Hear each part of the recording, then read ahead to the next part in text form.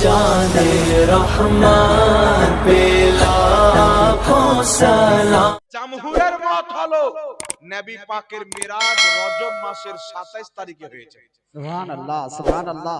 আর জামহুরের মশলা প্রাধান্য পাবে এই রজব মাসের রাত্রে। মুসলমান যুগ যুগ থেকে রোজা রেখে আসে, মুসলমান রাত্রি বেলা ইবাদত করে আসে। আমরা আমাদের মাকে দেখেছি, আমাদের নানিকে দেখেছি, তারা রাত্রি ইবাদত করত, দিনের বেলা রোজা রাখতো। এখন মার্কেটে কিছু মৌলবি এসেছে যে শাবে বারাতের কোনো রোজা কোনো আমল ইসলামে নাই। এর মানে কি ও বেটা মুসলমানই নয়। কোন ব্যক্তি যদি মুসলমান না থাকে তাহলে ওর ইসলামে কি আছে না আছে ও কি করে জানবে বাবা? কথা বলে। যারা বলে শাবে বারাতের রোজা নাই, যারা বলে শাবে মিরাজের কোনো আমল রোজা নাই, আসলে বিষয় হচ্ছে এরা মুসলমান নয়।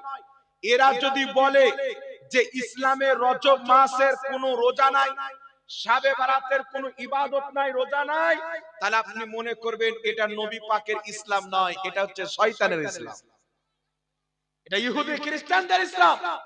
আমার নবী সাল্লাল্লাহু আলাইহি ওয়াসাল্লাম কি বলেছেন? ইমাম বাইহাকি রাহমাতুল্লাহ আলাইহি শুআইবুল ঈমান কিতাবের মধ্যে, ইমাম বাইহাকি রাহমাতুল্লাহ আলাইহি ফাদাইলুল আওকাত কিতাবের মধ্যে, দুটি কিতাবে হাসান সনদে হাদিস নিয়েছেন। রাসূল পাক সাল্লাল্লাহু আলাইহি ওয়াসাল্লাম বলতেছেন, কি বলতেছেন? যে ব্যক্তি রজব মাসে একটা রোজা রাখবে আল্লাহ তাবারাক ওয়া তাআলা তাকে 100 বছর রোজা রাখার সওয়াব দান করবে। সুবহানাল্লাহ সুবহানাল্লাহ। এই হাদিসটা যঈফ নয়, হাদিসটা জাল নয়, এই হাদিসের সনদ হচ্ছে হাসান। আল্লাহর নবী বলছেন যেই ব্যক্তি এক রাত্রি ইবাদত করবে 100 বছর ইবাদত করার সওয়াব পাওয়া যাবে। যে একটা রোজা রাখবে 100 বছর রোজা রাখার সওয়াব পাওয়া যাবে।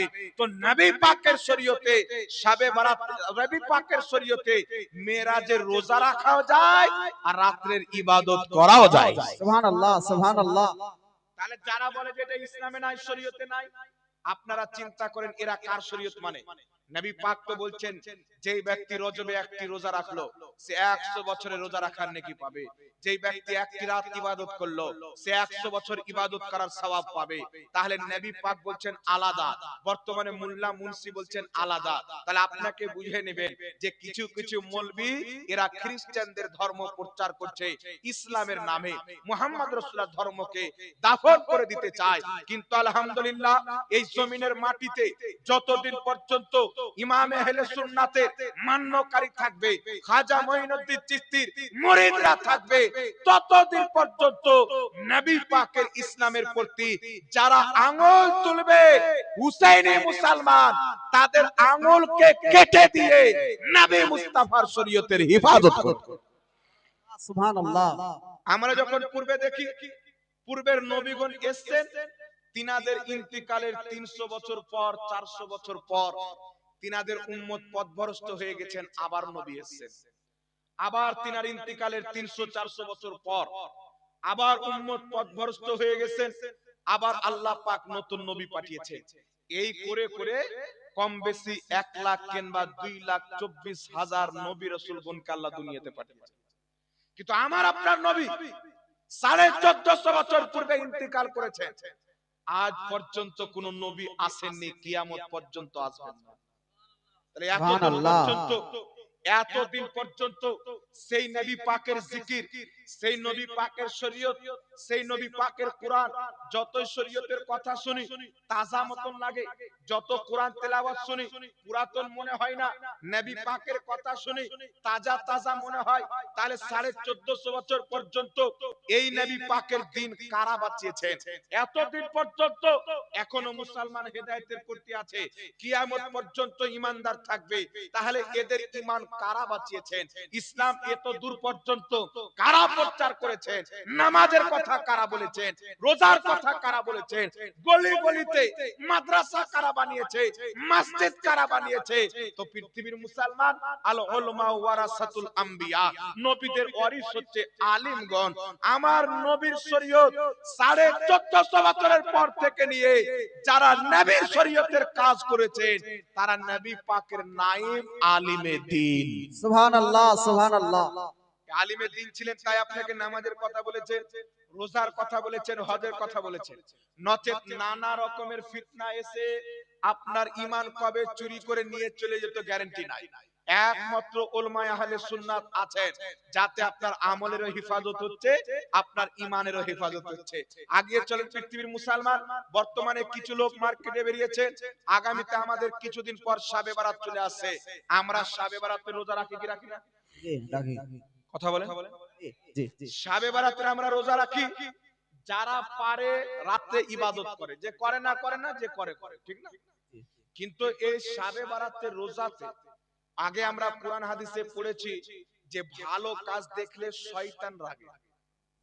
কেউ যদি নেকি কাজ করে, রোজা রাখে, নামাজ পড়ে, ইবাদত করে, ছোটই হোক আর বড়ই সওয়াবের কাজ হোক, শয়তানের গায়ে আগুন জ্বলে, শয়তানের ব্যথা হয়। কিন্তু আজ পৃথিবীতে মুসলমান এর শাবে বারাতে রোজা রাখলে, ইবাদত করলে কিছু দাড়িওয়ালা শয়তানের ব্যথা হয়। আজেন আমার কি না, এ শাবে বারাতে রোজা নাই। এদেরকে একবার কেউ যদি আমাদের সামনে বসিয়ে দেয় তো আর মরা বাপকেও শাবে বারাতে রোজা রাখতে হবে। শাবে বারাতে রোজা যারা বলে শরীয়তে নাই, এটা হচ্ছে ওরা ইহুদির শরীয়ত প্রচার করে। মুহাম্মদ রাসূলুল্লাহর শরীয়ত যদি খুঁজতে হয়, মিশকাত শরীফ খুলেন, সাহিবে মিশকাত এই কিতাবে একটি পরিচ্ছেদ কায়েম করেছেন, বাবু ফাযাইলে নিসফে শাবান। তিরমিজি খুলেন, তিরমিজির মধ্যে রয়েছে, সহিহ ইবনে হিব্বানের মধ্যে হাদিস রয়েছে, আপনার সহিহুল ঈমানের মধ্যে হাদিস রয়েছে। রাসূলে কায়নাত সাল্লাল্লাহু আলাইহি ওয়াসাল্লাম বলেছেন, কুমু লাইলাহা ওয়া সুমু নাহারাহা। যখন শাবান মাসের 15 তারিখের রাত চলে আসবে, তোমরা রাত্রি বেলা ইবাদত করো আর দিনের বেলা রোজা রাখো। সুবহানাল্লাহ সুবহানাল্লাহ। রাত্রি বেলা ইবাদত করো, দিনের বেলা রোজা রাখো। এই জন্য পৃথিবীর মুসলমান যুগ যুগ থেকে মুসলমান রাত্রি বেলা ইবাদত করে, শাবে বারাতের দিনের বেলা রোজা রেখে তারা অন্য শরীয়তে আমল করে না, মুহাম্মদ রাসূলুল্লাহর ফরমানের উপর আমল করে। এমন এমন লোক বেরিয়ে গেছে মার্কেটে, এরা মানুষের ঈমানকে ধ্বংস করতে চায়। কিন্তু আলহামদুলিল্লাহ, যাদের অন্তরে আল্লাহ ঈমান গেঁথে দিয়েছেন তাদের ঈমান হিলানো সম্ভব নয়। পাহাড় হিলানো সম্ভব, মুমিনের ঈমান হিলানো অসম্ভব। জোরে বলো সুবহানাল্লাহ। সুবহানাল্লাহ। একটু আগে চলি, আমার আপনার নবী কি বলেছেন। এখানে একটা কথা মনে রাখবেন, শাবে বারাত, শাব মানে হচ্ছে এই আপনার রাত, আর বারাত মানে হচ্ছে মুক্তি। শাবে বারাত, শাব এই শব্দটা হচ্ছে ফার্সি, ফার্সিতে রাতকে শাব বলা হয়। এর আরবি হচ্ছে লাইলাতুল বারাত, এর আরবি হচ্ছে লাইলাতুল বারাত। এখন একটা মৌলভী সাহেব বলছে যে শাবে বারাত এই শব্দটা কোরআন পাকে আসেনি, সুতরাং এখান থেকে বোঝা যায় যে শাবে বারাতের কোনো অস্তিত্ব শরীয়তে নাই।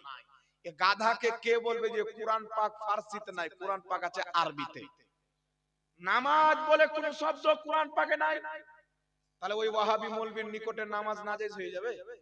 রোজা বলে কোন শব্দ নাই, তাহলে রোজা নাজায়েজ হয়ে যাবে। আর শুধু সব জিনিস কি কোরআন পাকে যদি পাওয়া যায়, তাহলে বুখারীর কি দরকার, মুসলিমের কি দরকার? আর আমার নবী তো শিক্ষা দিয়েছেন প্রত্যেকটা জিনিস তোমরা কোরআনেও পাবে না, প্রত্যেকটা জিনিস তোমরা হাদিসেও পাবে না। তাই আমার আপনার নবী মুস্তাফা মুজতাহিদদের ইজতিহাদকে শরীয়তের দলিল বানিয়ে দিয়েছেন। যখন তোমরা কোরআন হাদিসে পাবে না, মুজতাহিদদের ইজতিহাদে পেয়ে গেলে ওটাই তোমাদের জন্য যথেষ্ট। সুবহানাল্লাহ সুবহানাল্লাহ।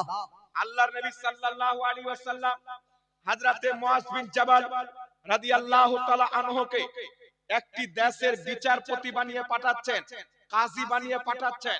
রাসূল পাক বলছেন, মুআজ তোমার সামনে যখন কোনো মাসলা আসবে কি দিয়ে সমাধান করবে? হযরতে মুআজ বিন জাবাল বলছেন, কিতাবুল্লাহ, আল্লাহ পাকের কিতাব দিয়ে সমাধান করব।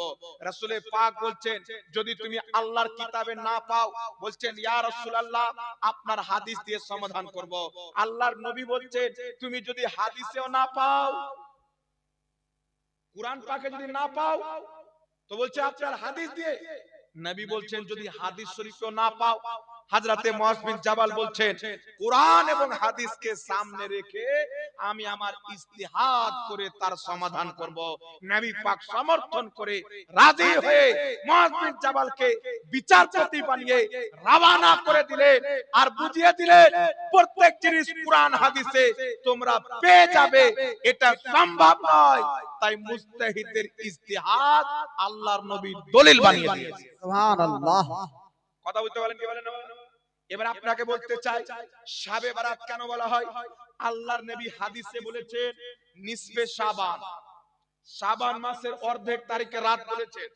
এই রাতকে আপনার শাবে বারাত কে বলল? লাইলাতুল বারাত কে বলল? মনে রাখবেন পৃথিবীর মুসলমান ইমাম তাবরানী রাহমাতুল্লাহ আলাইহি মুআজামুল কবির লি তাবরানীর মধ্যে হাদিসটিকে উল্লেখ করেছেন। ইমাম হাইসামি রাহমাতুল্লাহ আলাইহি মাজমাউজ জাওয়াইদ কিতাবে হাদিসটিকে উল্লেখ করেছেন। হাদিসটি উল্লেখ করে ইমাম হাইসামি হাদিসটিকে সহিহ বলেছেন, ইমাম বদরুদ্দিন আইনি সহিহ বলেছেন, ইমাম মুল্লা আলী কারি সহিহ বলেছেন, একাধিক ইমাম হাদিসটিকে সহিহ বলেছেন।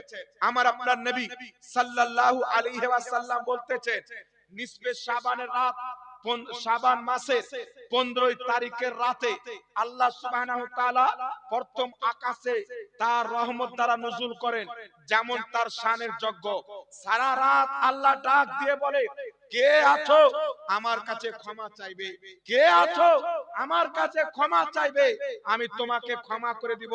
রাসূল পাক বলছেন হিংসুক ব্যতীত, মুশরিক ব্যতীত আল্লাহ পাক নিজের বান্দার সমস্ত গুনাহ শাবে বারাতের রাতে ক্ষমা করে দেয়। সুবহানাল্লাহ, সুবহানাল্লাহ।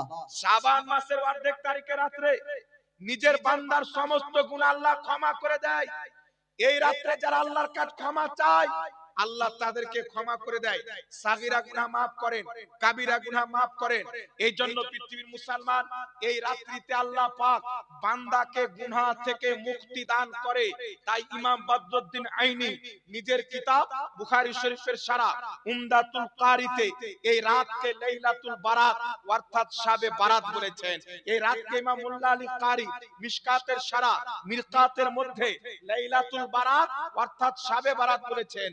এই রাতকে লামাযহাবী কথা তথাকথিত আহলে হাদিস মসজিদের ইমাম আব্দুর রহমান মুবারকপুরি তোহফাতুল আহওয়াজিতে লাইলাতুল বারাত অর্থাৎ শাবে বারাত বলেছেন। শাবে বারাত অর্থ হচ্ছে মুক্তির রজনী, কারণ এই রাতে আল্লাহ পাক নিজের বান্দাকে গুনাহ থেকে মুক্তি দান করে। তাই এই রাতকে শাবে বারাত বলা হয়। সুবহানাল্লাহ। কথা বুঝতে পারলেন বাবা?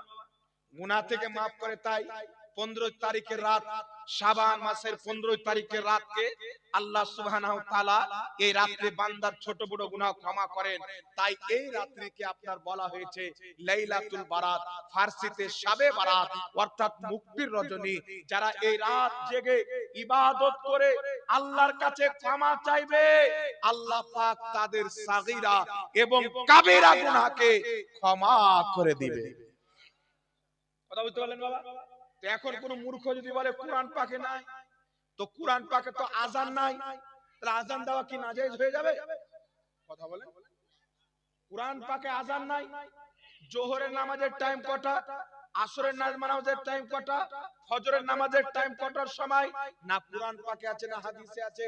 এই সমস্ত জিনিস মুজতাহিদ উলামায়ে কেরামের কিয়াস দ্বারা উনারা ইজতিহাদ করে সূর্যের সাথে টাইম টেবিলকে মিলিয়ে হাদিসের সঙ্গে মিলিয়ে তারা টাইম বের করেছেন যে জোহরের নামাজ এটার সময়, আসরের নামাজ এতটার সময়। বলা বুঝলেন বাবা?